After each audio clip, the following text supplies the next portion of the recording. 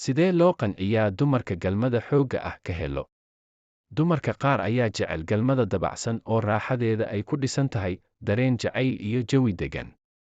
Halka qaar ay jecel yihiin in si xooggan oo xanuun badan loogu galmoodo.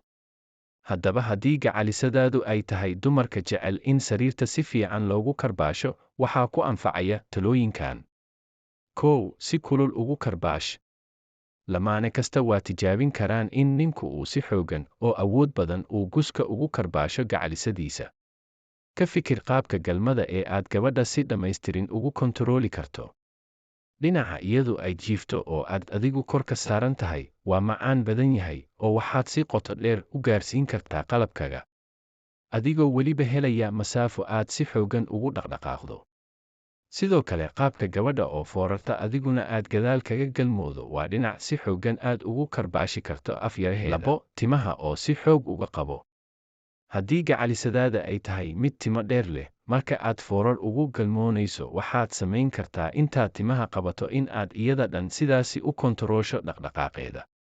Gabdhaha qaar ayaa jecel ninka timaha qabta ee cadaadis fiican saara, balse waxaa xasuus mudan in aad la socoto dhawaaqa gabadha oo haddii aad dareento in xanuunka ka badan yahay aad joojiso.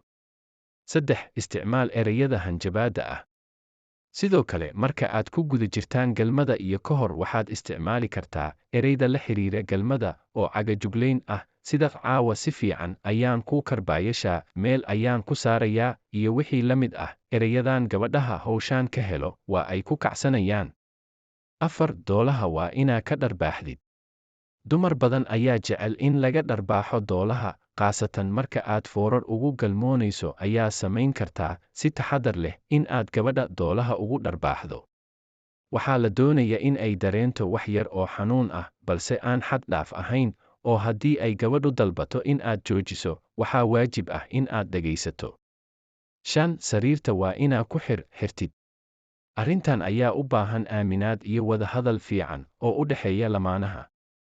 Haddii lamaane noocaas ah aad tihiin, waxaad samayn kartaa in aad gabadha gacmaha ka xirto oo aad sariirta ku xirto. Arrintan ayaa ah mid aad u kulul oo dumarka cabsi ku dhalin karta, balse haddii ay ku aaminsan tahay gacalisadaada ayay noqon kartaa galmo aad u macaan oo adigu aad hawsha kontaroolkeeda leedahay. Sidoo kale waxaa samayn kartaa in aad gabadha gacmaha dhabarka ugu xirto oo aad foorar ugu galmooto. Sidoo kale waxaa ku dari kartaa in aad indhaha ka xirto gabadha. Guud ahaan arrimaha aan kor ku soo sheegnay waxay u baahan yihiin wada hadal iyo isfahan ka dhexeeya lamaanaha iyo farxad. Haddii aysan lamaanuhu wada hadlin, maba gaari kartaan xilli aad arrimahan tijaabisaan. Fadlan subscribe na soo dheh, nala soco arrimo xiiso leh ayaan ka soo hadli doona.